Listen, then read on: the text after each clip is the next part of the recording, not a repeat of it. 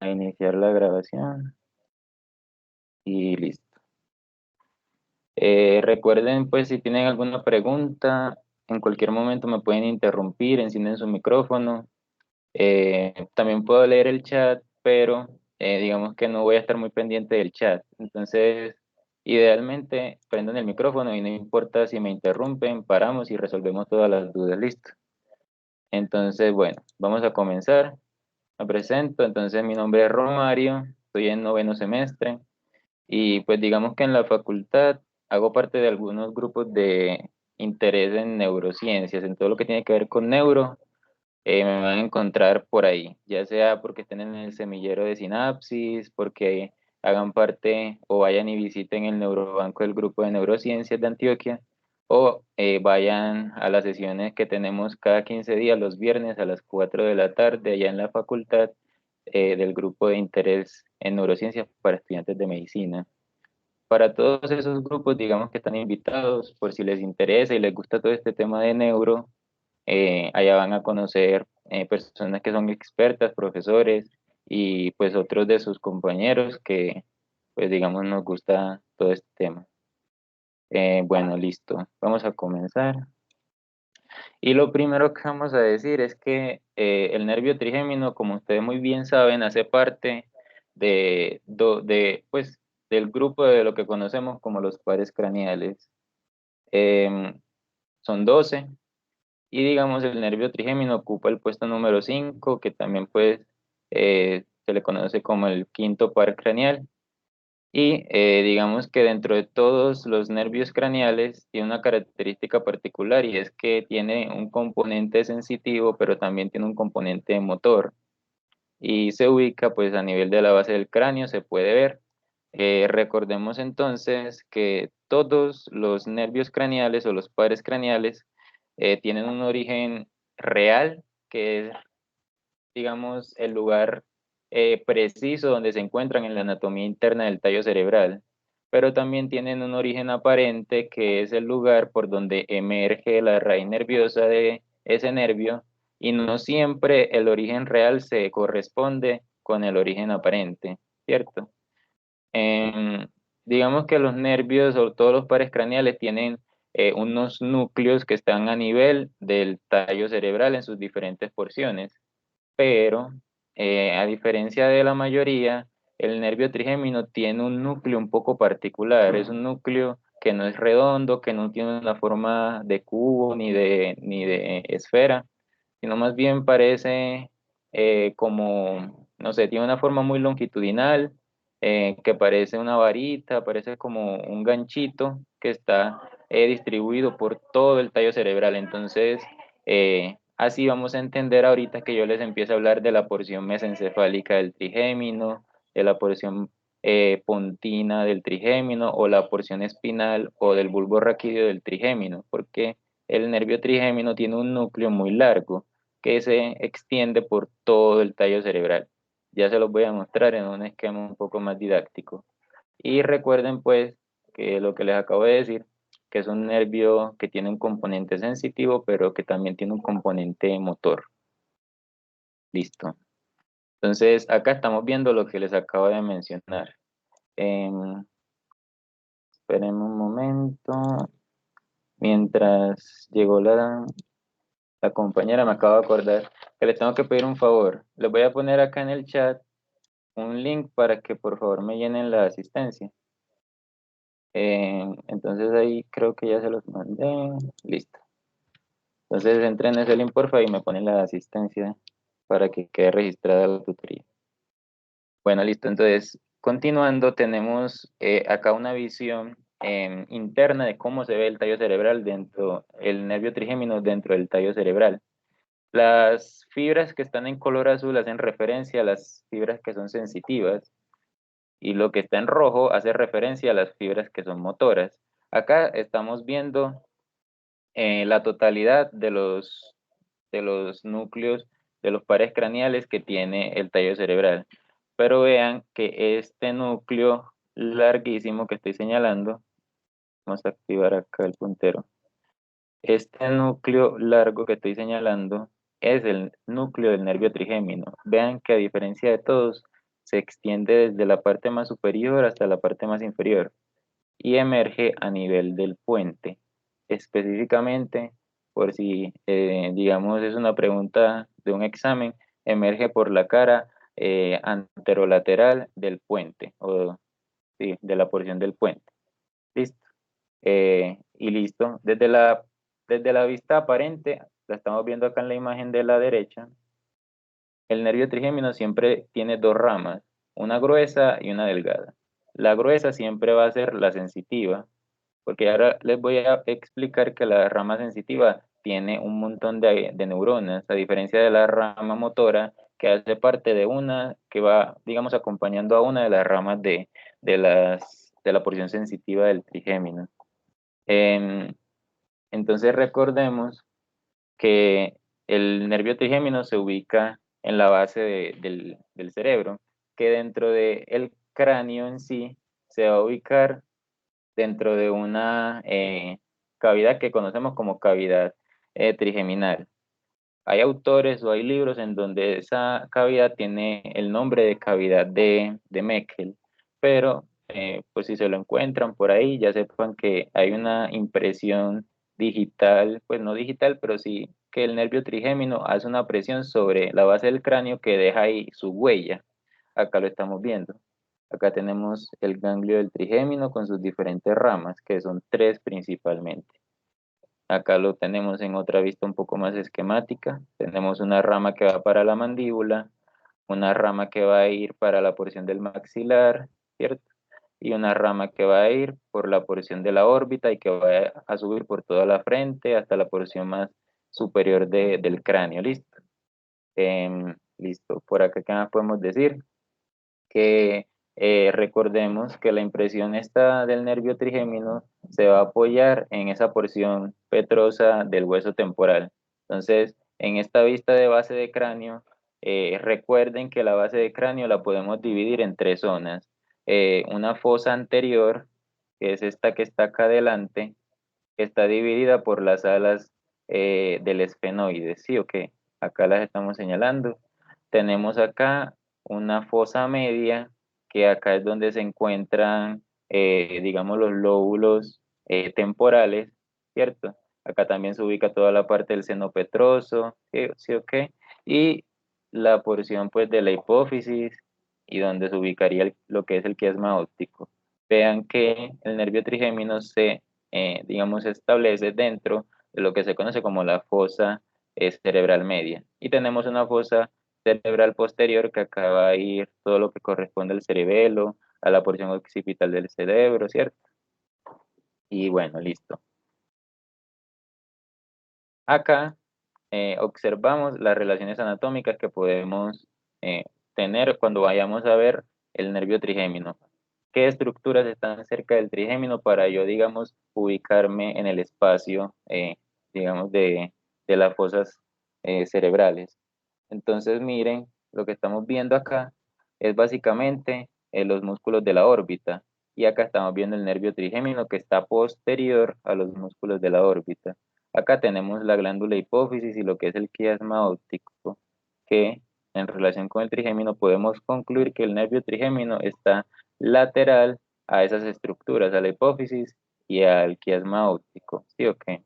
Acá estamos viendo una estructura o un agujero que está en la base del cráneo, que se conoce como el foramen redondo menor. Por ahí emergen dos estructuras, que son la arteria meningia media y la rama medial para inervar las meninges en la cara lateral.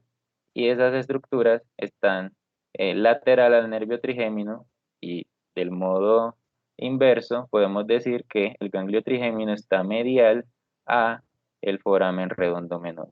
¿Listo?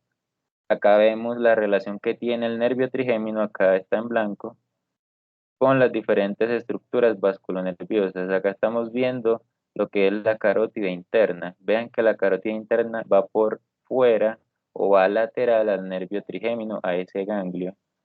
Las fibras autonómicas, que son esas que están abrazando esa arteria carótida interna, también van en relación con esta arteria y por lo tanto podemos sacar esa misma conclusión. Entonces, lo primero que quiero que se lleven es lo que voy a decir a continuación. Que el nervio trigémino tiene tres ramas, que yo me imagino que ya las habrán leído por ahí. El nervio oftálmico, el nervio maxilar y el nervio mandibular. El nervio mandibular tiene la particularidad de que va a llevar las fibras, que también son motoras, además de las sensitivas. Entonces, conclusiones, el nervio oftálmico es completamente sensitivo, el nervio maxilar es completamente sensitivo, pero el nervio mandibular es sensitivo y está acompañado del componente motor del nervio trigémino. O sea, podemos decir que esta es la porción mixta del nervio trigémino, respectivamente B1, B2 y B3. Listo. Y de hecho, de esta triparidad de nervios es que nace el término trigémino. Me imagino que en la clase el profe les habrá mencionado que trigémino viene de la palabra trillizos y es por eso que recibe este nombre. Se consideró que los tres nervios eran iguales en sus características y por eso le denominaron ese nombre. Listo, acá estamos viendo la complejidad del nervio trigémino. Es una estructura que tiene muchas ramas y que la manera más fácil, digamos, de entenderlo eh, es básicamente tratando de agrupar las estructuras pequeñas en unas más grandes. Ya les acabo de mencionar la primera. El nervio trigémino emerge del puente y se va a convertir en un ganglio que se conoce como ganglio trigeminal o ganglio de Geyser. Sí, pues hay libros donde dicen que también se llama ganglio semilunar, pero los principales son ganglio trigeminal y de Geyser, que va a dar tres ramas: la rama oftálmica, la rama maxilar y la rama mandibular. La rama mandibular antes se conocía como rama maxilar inferior y la rama maxilar como rama maxilar superior. Cuando llegaron pues al acuerdo de que el maxilar inferior no se llamaba así, sino que se llamaba mandíbula, y por lo tanto, como no existe un maxilar inferior, era absurdo denominar el maxilar superior. Simplemente lo dejaron como maxilar y al maxilar inferior como mandíbula. Entonces, por eso los nervios entonces cambiaron de nombre también. Entonces tenemos, repito, a la rama oftálmica o B1, la rama maxilar o B2 y la rama mandibular o B3, que también lleva fibras motoras, que, dicho sea de paso, también estas ramas motoras son las que van a inervar los músculos de la masticación, importante para la masticación. ¿Hasta este punto tienen alguna pregunta o todos vamos bien?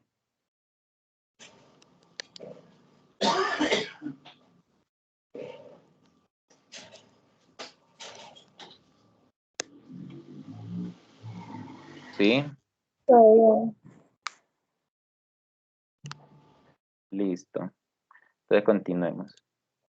Ahora vamos a hablar de cada una de las ramas, ¿cierto? Entonces vamos a empezar por el Don Mario, una nervio. pregunta. Sí, señor, contame. Tener presentes qué músculos inerva el nervio no es importante. El nervio motor. Sí, señor. Listo. El nervio, la parte motora de la rama B3 inerva los músculos de la masticación, que principalmente son cuatro. Ahorita los vamos a ver esquemáticamente, pero son el macetero, el músculo macetero, el músculo temporal y los dos músculos que se conocen como pterigoideo. Entonces tenemos el músculo pterigoideo medial y el pterigoideo lateral. Listo. Esos cuatro: macetero, músculo temporal, pterigoideo medial, pterigoideo lateral. Cada uno de esos músculos está encargado de hacer la oclusión de la mandíbula y de ejecutar los movimientos laterales de rumiación, que digamos en nosotros los humanos, los movimientos de rumiación no son muy útiles. Eso es muy útil en animales como las vacas, los caballos, que en general todos los animales que consumen pasto, que digamos tienen, al masticar los alimentos, demoran varios minutos masticando los alimentos por el movimiento de rumiación. Y en esos animales los músculos pterigoideos, digamos, están bastante bien, pues bien desarrollados por el hecho de que ellos los utilizan más que nosotros.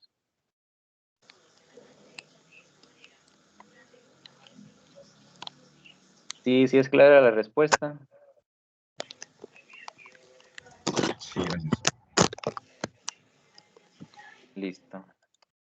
Entonces vamos a comenzar con el nervio oftálmico. El nervio oftálmico es la rama oftálmica del nervio trigémino, P1, recordemos esa parte. En esas partes van a tener que atravesar diferentes estructuras óseas, o sea, las ramas del nervio trigémino, B1, B2 y B3, van a tener que atravesar diferentes estructuras óseas para llegar a donde tienen que ejecutar su función sensitiva o motora. Entonces, importante recordar de dónde sale cada una de las ramas. Entonces vamos a comenzar diciendo eso, que la rama oftálmica del nervio trigémino sale. Bueno, realmente no está saliendo, sino que está entrando porque es una rama sensitiva, ¿cierto? Y lo sensitivo siempre quiero que recuerden que lo sensitivo viene hacia el cerebro, es decir, viene desde la periferia y trae información hacia el cerebro. Entonces, en ese orden de ideas, lo sensitivo siempre está entrando. En cambio, lo motor, lo que sea motor, siempre está saliendo desde el cerebro hacia afuera. Entonces, cuando hablemos de ramas sensitivas, es mejor mencionar que están ingresando por tal estructura para llegar al cerebro. Y cuando hablemos de ramas motoras, vamos a decir que esa rama sale hacia tal estructura porque son ramas que están saliendo. La información va de adentro hacia afuera en lo motor y de afuera hacia adentro en lo sensitivo. Listo. Haciendo esa aclaración, entonces el nervio oftálmico ingresa por la fisura orbitaria superior. Eso está dentro de la órbita, en la parte de atrás, es decir, en la parte posterior. ¿Sí o qué? Acá vamos a verlo mejor. Entonces, acá estamos viendo el ganglio de Geyser y las tres ramas, B1, B2 y B3. La rama B1 oftálmica está entrando por digamos, por esta fisura que no tiene morfología de un agujero, sino como de una fisura longitudinal que se llama la fisura orbitaria superior. Esa fisura, digamos, eh, acompaña otras estructuras nerviosas, además de la rama oftálmica del trigémino. Por ahí va a ingresar también otros nervios que inervan los músculos que hacen los movimientos oculares. Listo. Esta rama oftálmica a su vez va a tener otra división. ¿Sí o qué? Entonces, la rama oftálmica se divide en el nervio frontal, que estamos viendo acá, nervio frontal, el nervio nasociliar y el nervio lagrimal. ¿Listo? Asociados a esos nervios tenemos el nervio meningio recurrente, que ese nervio es este que estamos viendo acá, que es como un hilito pequeño que se une a la rama oftálmica antes de convertirse en el ganglio de Geyser, y por eso no tiene mucha relevancia para nosotros. Los que necesito que recuerden son esos tres, la rama frontal, nasociliar y lagrimal. Las relaciones anatómicas, recuerden que ellos van asociados pues muy cerca de lo que son los nervios que inervan los músculos de los movimientos oculares, que son el tercer par craneal, el cuarto y el sexto. ¿Listo? Entonces, vean acá lo que les acabo de mencionar. Acá estamos viendo la rama oftálmica, en la flecha roja está señalada, y miren las estructuras que están asociadas. El tercer par craneal, el cuarto y el sexto. Acá tenemos la glándula hipófisis y todo eso que les estoy diciendo está alrededor del seno, de los senos petrosos y cavernosos. Acá estamos viendo diferentes senos. El seno esfenoidal, este es el hueso esfenoides en un corte coronal. Acá estamos viendo los lóbulos temporales, ¿cierto? Acá tenemos el derecho, acá tenemos el izquierdo y acá estamos viendo lo que sería la base del cerebro. ¿Listo? Acá estamos viendo otras estructuras que son ramas de la rama oftálmica. Entonces acá tenemos el nervio frontal, acá tenemos el lagrimal y por acá abajo se está yendo el naso ciliar. Muchas veces en anatomía y en fisiología Los nombres que reciben las estructuras nos dan cierta información de lo que hacen. Entonces, el nervio frontal, uno puede imaginar lo que hace solamente con el nombre. Entonces, este nervio va a recibir toda la sensibilidad, o sea, todo el sentir, el tacto y el dolor de la región del cuero cabelludo referente a la frente, donde se ubica el lóbulo frontal, ¿cierto? Y va a ir hasta la parte más superior de la cabeza, que se conoce como el vértex. ¿Listo? Tenemos la rama lagrimal, que como su nombre lo dice, va a ir hacia la glándula lagrimal y es la que va a ser encargada de inervar esa porción del ojo, que se encuentra en la cara lateral y superior con respecto al ojo. ¿Listo? Y finalmente tenemos la rama, el nervio nasociliar, que este va a estar encargado de la inervación de toda la parte de la porción medial de la nariz y de los senos paranasales. Acá tenemos otra visión. Listo. Estas tres ramas a su vez tienen otras ramas aún más pequeñas. Entonces, tenemos nervios supratroqueales que van a ir para inervar o apoyar la inervación de la sensibilidad de la porción supratroqueal del ojo, ¿cierto? Vamos a tener nervios supraorbitarios para la inervación de la porción superior de la órbita. ¿Listo? Todos estos nervios, digamos que se agrupan en las tres ramas que les acabo de mencionar, frontal, lagrimal y nasociliar, y esas tres van a conformar la rama B1 del trigémino. Eso es lo importante de este componente anatómico de la parte oftálmica del trigémino. Listo. Acá tenemos la parte nasociliar. Recuerden que esta es la que va por la parte inferior de la rama oftálmica y se va a pegar a la pared lateral del seno cavernoso. Listo. Pasa por esa orbitura orbitaria superior y se ubica dentro del anillo tendinoso común. Vean que se pega a la parte medial de la órbita, del ojo, listo. Y da muchas ramas colaterales. Como les dije, este va a estar encargado de dar una sensibilidad a toda la parte medial de la nariz, de los senos paranasales, del piso de la órbita. Listo. Acá estamos viendo este nervio hemoidal anterior que es parte del componente nasociliar. Vean cómo discurre todo el nervio por la parte de los cornetes. Listo. Y tiene ramas que emergen y forman nervios nasales externos, ¿cierto? Nervios infratroqueales. Entonces, siempre recuerden que la rama oftálmica, en conclusión, va a estar inervando sensitivamente toda la parte de la frente, de la órbita y la porción medial de la nariz y los senos paranasales. Entonces acá, para recordar el componente lagrimal, tenemos el nervio lagrimal, ¿cierto?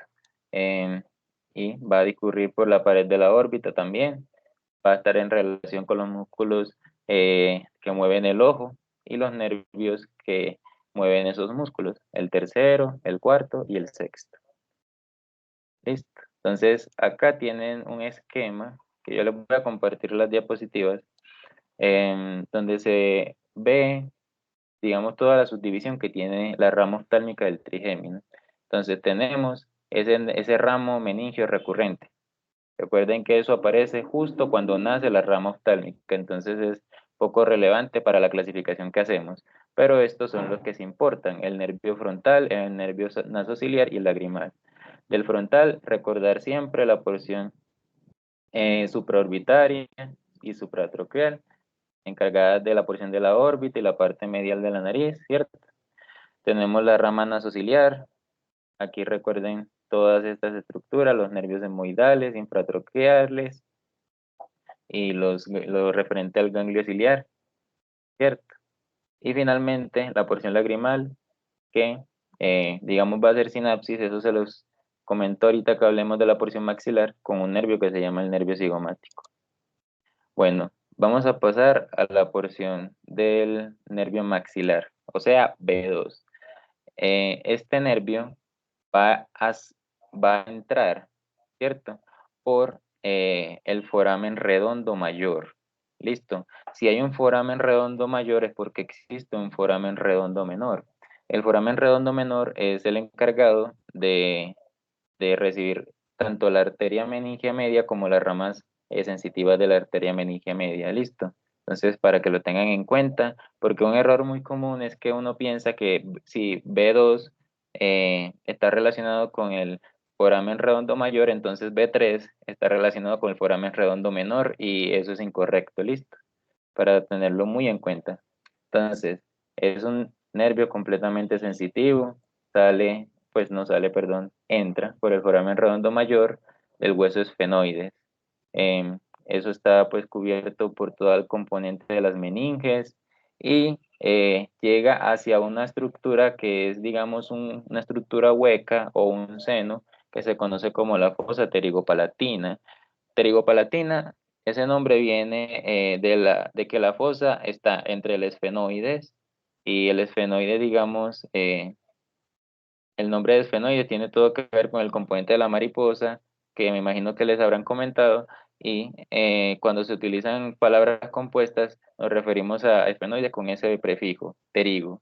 Entonces, y también por la parte anterior tenemos el hueso palatino, entonces esa fosa recibe el nombre de fosa pterigo-palatina, y ahí se encuentra el ganglio del mismo nombre, el ganglio pterigo-palatino, que es este que está acá. A este ganglio van a llegar estructuras del nervio trigémino y también se van a asociar algunas estructuras del nervio facial.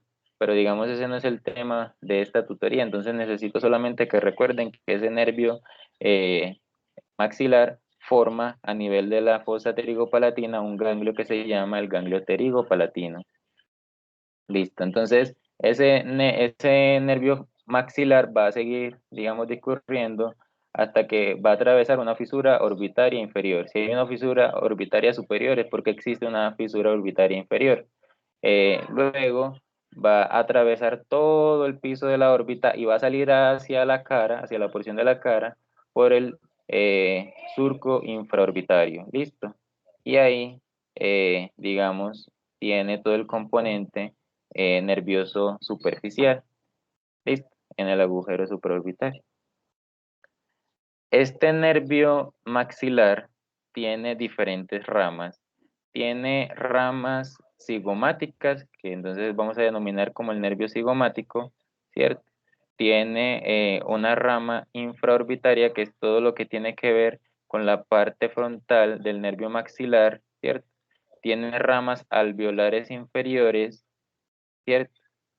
Y finalmente, esas ramas alveolares superiores, perdón, creo que dije inferiores, son ramas alveolares superiores. Y finalmente tiene ramas que van a ir hacia el paladar. Entonces se conocen como ramas del nervio palatino. Hay un nervio palatino mayor y un nervio palatino menor. ¿Listo? Todas estas partes del nervio cigomático van a tener dos componentes, el nervio cigomático facial y el nervio cigomático temporal. El nervio cigomático facial va a emerger por la parte, digamos, de la órbita y va a ingresar a la parte lateral de la órbita. En cambio, el nervio cigomático temporal va a salir por la parte lateral de la órbita y va a ingresar a la parte lateral de la órbita, y las dos fibras, tanto la del cigomático facial como las del cigomático temporal, se van a unir. ¿Listo? Entonces van a haber muchas conexiones combinadas de ese nervio. Entonces, digamos, si uno de los dos se llegase a lesionar, pero el otro funciona, no sería un daño que sea notado por el paciente porque el otro nervio compensa al nervio dañado. ¿Listo? Acá les vuelvo a mostrar cómo se ve ese ramo meningio eh, correspondiente a- al nervio maxilar. Acá estamos viendo todo el componente de este ganglio. Acá tenemos ese ganglio pterigopalatino y cómo se relaciona con las ramas etmoidales anteriores que tenían que ver con la rama oftálmica. ¿Listo? Acá tenemos el ganglio, ¿listo? Que me va a formar un nervio palatino. Tenemos el nervio palatino mayor por acá y por acá pasa el menor. Vean lo que les voy a mostrar acá, que es muy importante. El nervio palatino mayor va a recibir la sensibilidad del paladar duro. Acá lo estamos viendo. Vean cómo baja el nervio palatino y forma el nervio palatino mayor, y eso va a estar inervando la sensibilidad del paladar duro. En cambio, el nervio palatino menor va a inervar solamente al paladar blando. Entonces, esas son las que se conocen como las ramas tonsilares del nervio palatino menor. ¿Listo? Para que nunca lo vayan a olvidar. Listo. Por acá estamos viendo eh, lo mismo. Ya tenemos acá los nervios alveolares superiores, que ellos no salen del nervio del ganglio pterigopalatino. Vean que el ganglio pterigopalatino está posterior, y vean que las ramas alveolares superiores salen de acá, de la parte anterior del maxilar. ¿Listo? Entonces tenemos varios tipos, como les mencioné ahorita, estos nervios tienen ramas de ramas, pero lo importante es que recuerden las ramas, digamos, más gruesas y a qué estructura corresponden, y que muchas veces el nombre nos dice mucho de lo que hace esa estructura. Tenemos acá ramos alveolares superopositores, listo. Y por acá tenemos ramos alveolares superomediales. Y finalmente ramos alveolares superoanteriores, que están relacionados con la ubicación en donde se encuentran, pero finalmente todos están encargados de inervar la parte superior del maxilar y toda la dentadura de arriba en la boca, o sea, todos los dientes de la cara superior de la boca. Acá tenemos el resumen de esta rama maxilar de B2. Vean toda la cantidad de nervios.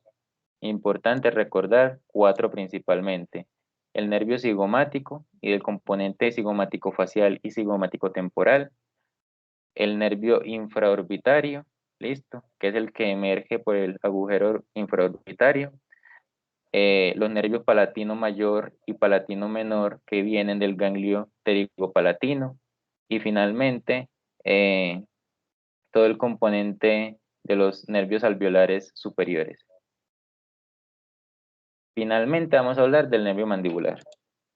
Entonces, como les dije ahorita, cada uno de las ramas del trigémino va a emerger por una estructura ósea. La rama oftálmica salía por la fisura orbitaria superior, la rama maxilar por el foramen redondo mayor, y el nervio mandibular o la rama mandibular va a emerger por el foramen oval. ¿Listo?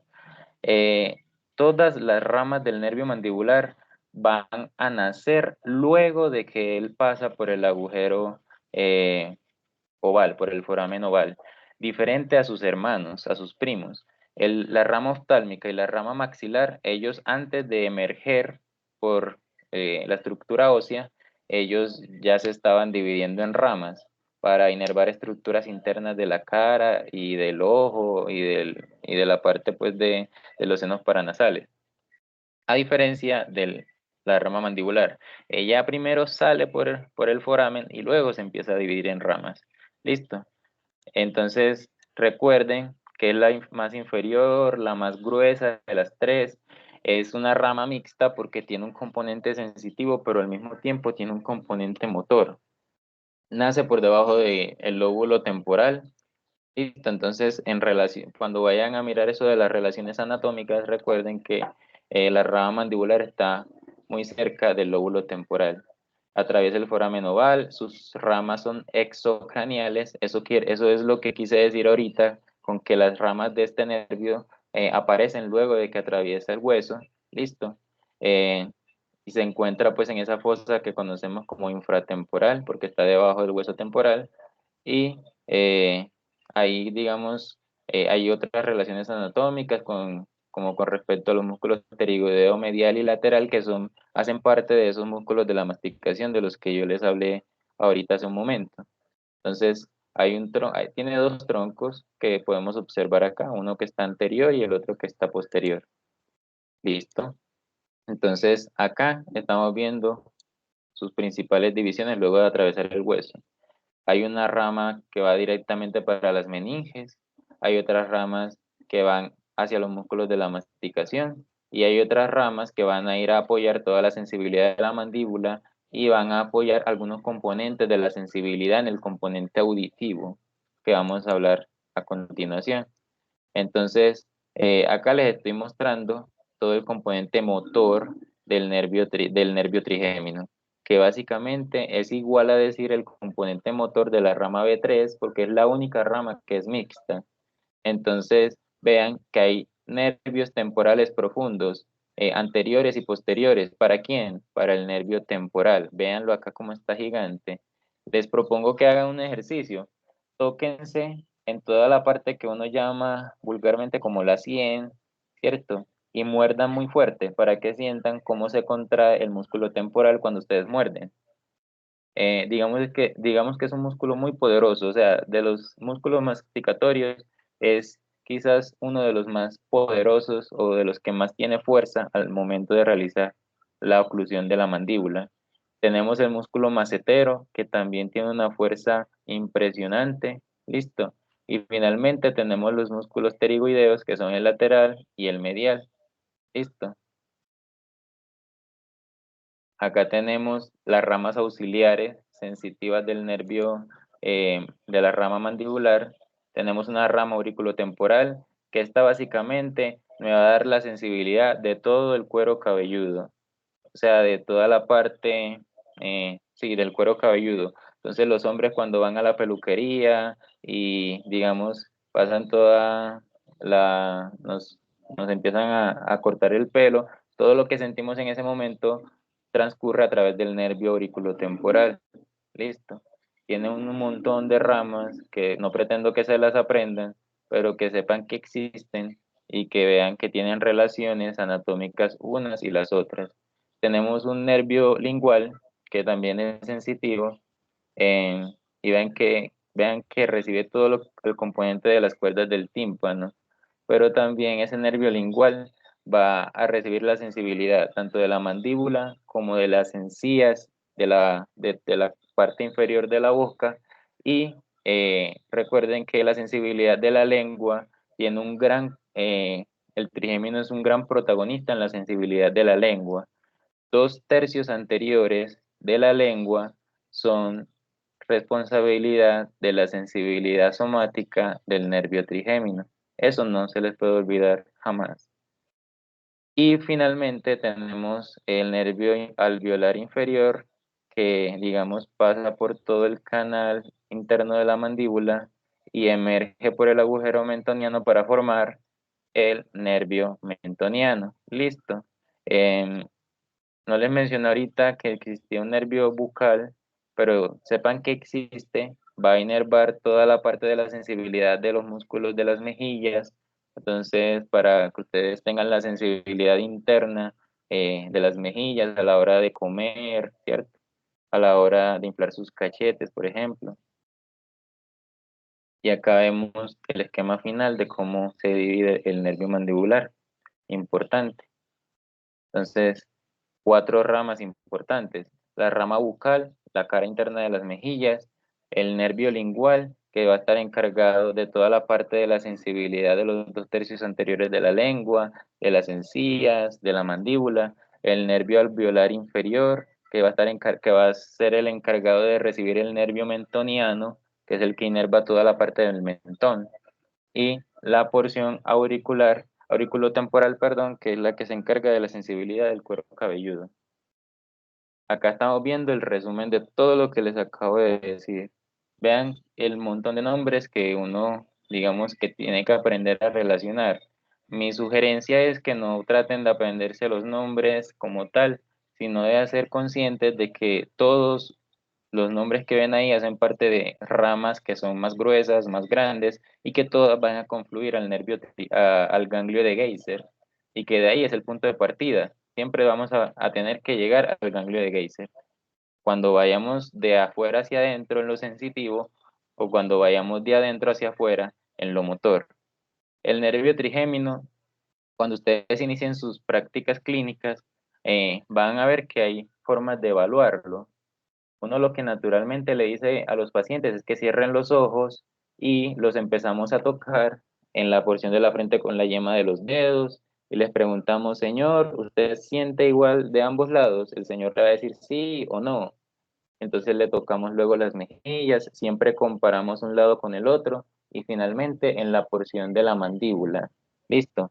Podemos ir hasta la parte más superior de la cabeza para hacer todo, pues para hacer conscientes todo el componente anatómico. Listo, porque recuerden que la rama oftálmica llega hasta el vértex. Hay una cuña que debo mencionarles y es que cuando ustedes evalúen un paciente que dice que no siente la cara, que no siente la cara, que yo lo toco en la cara y no siente, ustedes una manera muy, digamos, práctica de saber si esa pérdida de la sensibilidad es por el nervio trigémino, es tocando toda la cara y que luego hagan una prueba de tocarle el ángulo de la mandíbula, esta parte de acá. Listo, el ángulo de la mandíbula, estoy haciéndolo en mi cámara por si están pensando, bueno, acá también se lo puedo señalar. Esta parte de acá, el ángulo de la mandíbula. Y me van a preguntar, ¿por qué? Porque el ángulo de la mandíbula no tiene inervación sensitiva por el nervio trigémino. Entonces, cuando un paciente tenga dañado el nervio trigémino, ustedes lo van a evaluar, le van a tocar la cara comparativamente de ambos lados y le van a preguntar, señor, ¿usted siente en ambos lados? Y él les va a decir que no. Pero cuando lleguen a la porción del ángulo de la mandíbula, el paciente debería decirles que sí siente, porque esa parte no tiene inervación del nervio trigémino. Entonces, para tenerlo muy en cuenta cuando estén hablando de semiología del sistema nervioso, ¿listo? Listo, vamos a hablar un poquito de, bueno, ya mencionamos los nombres de todas las estructuras y la sensibilidad que tienen. Y ahora, ¿qué pasa con la información? O sea, eh, la rama oftálmica me recibe la información de la frente y la mandibular de toda la mandíbula, pero eso cómo llega al cerebro y cómo se interpreta.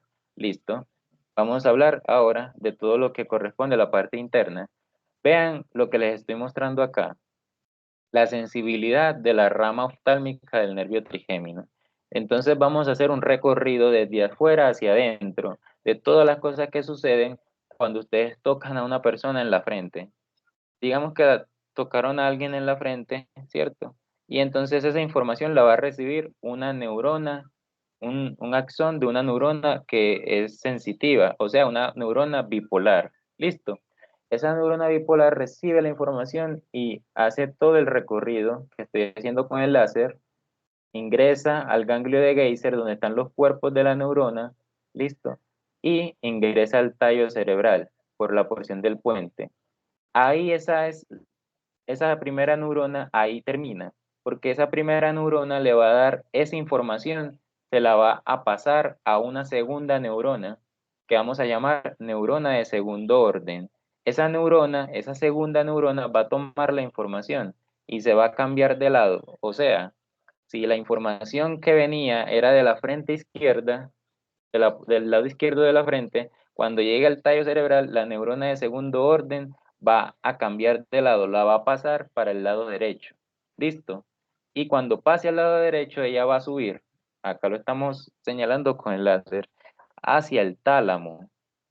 ¿Listo? En el tálamo esa neurona de segundo orden termina y empieza la neurona de tercer orden, que es la neurona que está en el tálamo. Esa neurona va a llevar la información hacia la corteza sensitiva primaria, área 312 de Brodmann. ¿Listo? Y cuando llegue ahí es cuando la persona va a ser consciente de que la tocaron. Entonces vean que todo ese recorrido tiene que hacerlo un estímulo para que nosotros hagamos conscientes el estímulo externo, que en el ejemplo que les estoy diciendo es tocar a alguien en la frente. Ese mismo recorrido va a suceder si tocan a alguien en la mandíbula o en el maxilar. Listo. Entonces recuerden que son tres neuronas, la de primer orden, la de segundo orden y la de tercer orden. La de primer orden pasa por el ganglio de Geyser. Listo. Acá voy a aprovechar para hacerles una aclaración. El ganglio de Geyser se llama ganglio y no se llama núcleo porque un núcleo y un ganglio en términos de neurociencias no es lo mismo. Los dos son acúmulos de cuerpos de neuronas, tanto el núcleo como el ganglio. La diferencia está en la ubicación o el lugar en donde está ese acúmulo de neuronas. Si el acúmulo de neuronas está dentro del sistema nervioso central, entonces hablamos de núcleos. Cuando el acúmulo de neuronas está por fuera del sistema nervioso central, como este caso, hablamos de ganglio. Por eso, ahorita que vean un tema que se llaman los ganglios basales, ustedes van a sacar la siguiente conclusión, y es que ese nombre está mal dicho, porque los ganglios basales son estos núcleos que están acá dentro en el cerebro, y el cerebro hace parte del sistema nervioso central, entonces el nombre correcto es núcleos basales y no ganglios basales. Bueno, espero que eso haya sido lo suficientemente claro. Bueno, vamos a ver desde otro punto de vista lo que les acabo de mencionar, desde la periferia hasta el cerebro. Vean cómo se ve el nervio trigémino, eso es un ganchito, eso no es un núcleo redondo o un núcleo cuadrado, es un palo o una vara dentro del tallo cerebral que tiene diferentes componentes. Es un componente mesencefálico, uno en el puente, que en el puente también está la parte motora, ¿cierto? Una parte en la parte del bulbo raquídeo y en algunas personas se puede extender hasta la cervical 2, o sea, hasta la porción cervical, hasta la segunda porción cervical de la médula espinal. Hasta ahí puede llegar el nervio trigémino. El nervio trigémino tiene dos vías, o las funciones del nervio trigémino son sensitivas y motoras, pero las sensitivas se pueden clasificar en funciones de tacto, ¿cierto? La sensibilidad, el dolor y la temperatura. ¿Listo? Esas tres funciones van a ir por dos vías diferentes. Entonces, vamos a tener la vía de tacto discriminativo para todo lo que tiene que ver con la sensibilidad del nervio trigémino y la vía del dolor y la temperatura para lo concierne al dolor y la temperatura de la cara. Entonces, el tacto discriminativo. Lo que les voy a hablar ahora es básicamente lo que ya les dije de las neuronas de primero, segundo y tercer orden. El tacto discriminativo tiene que ver con que nosotros tocamos a un paciente en una porción de la cara y eso lo va a recibir un nervio que va a ser rama del oftálmico, del maxilar o del mandibular. Cuando lo reciba, eso va a pasar de la neurona de primer orden, pasa por el ganglio de Geyser, lo estamos viendo acá, ingresa a la neurona de segundo orden y va a cruzar al otro lado, sube al tálamo y lo entrega a la neurona de tercer orden que lo lleva a la corteza. Eso va a ocurrir en el tacto discriminativo. Cuando hablamos de tacto discriminativo, tenemos que hacer una diferencia. Recuerden lo que les mencioné ahorita. El mesencéfalo tiene una porción del trigémino, el puente también, el bulbo también y la médula espinal también. Cada porción tiene una función diferente. Entonces, la porción del mesencéfalo está encargada de la parte de la propiocepción y de la palestesia de la cara. ¿Listo? El mesencéfalo está encargado de la propiocepción y también de la palestesia de la cara. La parte del puente está encargada del tacto, de la sensibilidad, de toda la parte del tacto discriminativo. Entonces, cuando ingresa al tallo, no tiene que subir al mesencéfalo ni tampoco tiene que bajar al bulbo porque cuando ingresa al puente, ahí están las neuronas del tacto discriminativo. Entonces, directamente pasa al otro lado y asciende hacia el tálamo. ¿Listo? Y en la parte del bulbo están todas las neuronas que tienen que ver con el dolor y la temperatura. Por eso ocurre el siguiente fenómeno. Cuando el estímulo es doloroso o es un estímulo térmico por temperatura, calor o frío, va a ser el mismo recorrido de la neurona de primer orden, pero una vez llega al tallo, no se queda en el puente, porque ahí están las fibras del tacto discriminativo. ¿Dónde están las fibras del dolor y temperatura? En el bulbo raquídeo. Entonces, cuando ingresa al tallo, la información de la neurona de primer orden baja hacia las neuronas del bulbo, ahí están las neuronas del dolor y la temperatura, entonces ahí recibe la información la neurona, se cambia al lado contrario y asciende hacia el tálamo. Ahí le entrega la información a la neurona de tercer orden y ella la lleva a la corteza sensitiva primaria y es cuando la paciente o el paciente nos va a decir, doctor, tengo frío, doctor, me dio calor en la cara o doctor, me duele la cara. ¿Listo? Y lo que me comentaba alguno de sus compañeros, acá estamos viendo una imagen un poco más esquemática de cómo se ve todo el componente muscular de los músculos de la masticación del nervio trigémino. Acá vemos el músculo temporal y el macetero. Los músculos pterigoideo, medial y lateral son músculos pequeños que no se ven en esta imagen, pero están en relación con las alas del esfenoides, ¿cierto? Entonces, para que cuando se los encuentren por ahí, recuerden que hacen parte del componente motor del nervio trigémino. Tiene un núcleo motor que se encuentra a nivel del puente y está en relación con el área motora primaria, ¿listo? Para que nunca se les vaya a olvidar. Hay otros músculos que están relacionados con la parte motora del trigémino, además de los músculos de la masticación, como los músculos miloioideo, la parte más anterior del músculo digástrico y los músculos del tensor del velo del paladar y de los músculos tensores del tímpano también. Son los músculos que inerva la porción motora del nervio trigémino, además de los músculos de la masticación. Todo esto que les acabo de hablar lo pueden encontrar en este libro, que si alguno lo quiere o lo necesita, me escribe y yo con mucho gusto se lo paso con toda confianza.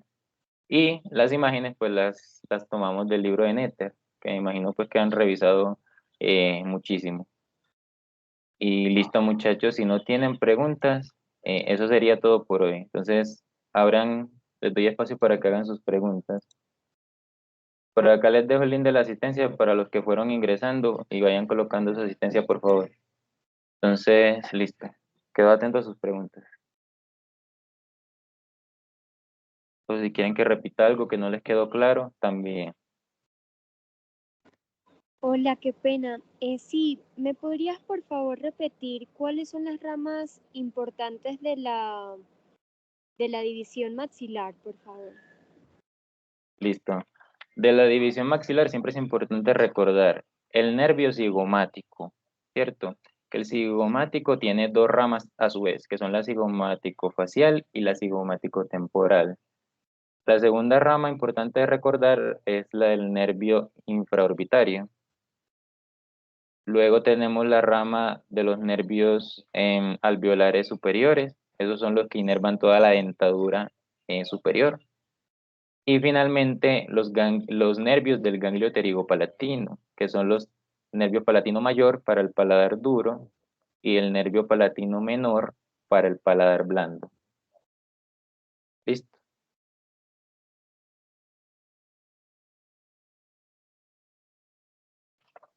Muchas gracias. Con muchísimo gusto. ¿Alguna otra pregunta o cosa que haya que repetir? Hola, yo tengo una pregunta. Sí, señor. ¿Me puedes decir cuál es la función del ganglio trigeminal? Listo. El ganglio trigeminal, pues, o ganglio de Geyser o ganglio semilunar, es un ganglio sensitivo. Hace parte del nervio trigémino en general, sí o qué, pero los ganglios funcionan como, dicho de una forma coloquial, como un peaje, como una vía de relevo para recibir información. Los ganglios se pueden formar de dos maneras, con una sola neurona bipolar que tenga un polo A y un polo B, o que yo tome dos neuronas que sean de un solo polo y me van a formar un ganglio porque queda un componente, digamos, que intercepta la información que va de un punto A a un punto B. Entonces ese es el punto, que una información que va de un punto a un punto B, en el medio encuentre un filtro, que usualmente son cuerpos neuronales de las neuronas. Entonces, todo lo que vaya a ingresar hacia el sistema nervioso central de alguna u otra manera debe ser verificado. Entonces, cuando se trata de componente sensitivo, las neuronas bipolares, digamos que son las más idóneas para recibir información que proviene del medio externo. Entonces, cuando recibimos información tan básica como lo es un estímulo táctil o un estímulo térmico o un estímulo nociceptivo como el dolor, las neuronas bipolares reciben y son capaces de recibir y discriminar esos tres estímulos y filtrarlos y tomar la mejor decisión hacia dónde debe ir ese estímulo. Porque recuerda que El núcleo trigeminal tiene varias porciones. Hay una porción para el tacto, hay una porción para el dolor y la temperatura. Sería muy, digamos, poco eficiente que a una persona lo toquen en la cara y que el ganglio me mande esa señal para los núcleos del dolor. Entonces, la persona con que la toquen le va a doler. Eso es un fenómeno que se conoce como alodinia y pues lo van a ver también cuando hablen de enfermedades del sistema nervioso, pero esa es la función del ganglio, filtrar la información por su naturaleza de neurona bipolar. ¿Listo? Sí, sí es clara la respuesta. Sí, muchas gracias. Con muchísimo gusto. Preguntas, preguntas. ¿Quién más tiene preguntas, muchachos?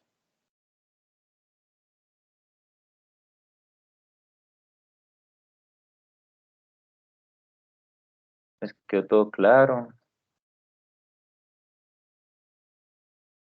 Repetimos información. Cuéntenme. Muy claro, muchas gracias. Romario, una pregunta. Cuando hablábamos pues de las partes donde terminaba el dolor o temperatura y también el tacto discriminativo, la parte de arriba, ¿qué es lo que ella detecta? Listo, vamos a poner el... Acá está. Listo. Entonces recuerden que hay varias porciones. La del mesencéfalo, la del puente, la del bulbo. La del mesencéfalo está encargada de recibir todo lo que es propiocepción y palestesia. ¿Ustedes están familiarizados con esos términos o no?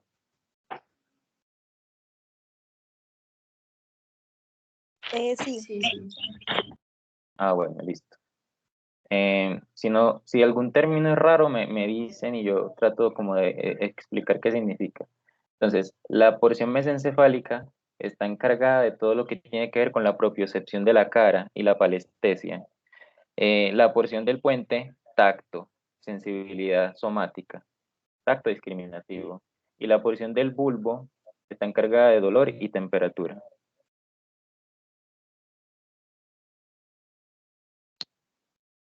Ya era eso. Gracias. Con muchísimo gusto. Ah, y otra cosa, no sé, pero a mí el link pues no me sale en el chat. Me dice como si el chat estuviera bloqueado. Entonces, si podrías enviar el link al grupo, porfa. Ah, bueno. ¿A alguien más le pasó eso o solo fue a María Fernanda? Sí, a mí también me pasó lo mismo, Sí, a no mí me tenía sale igual. Sí, Ay, a mí joder, madre. también.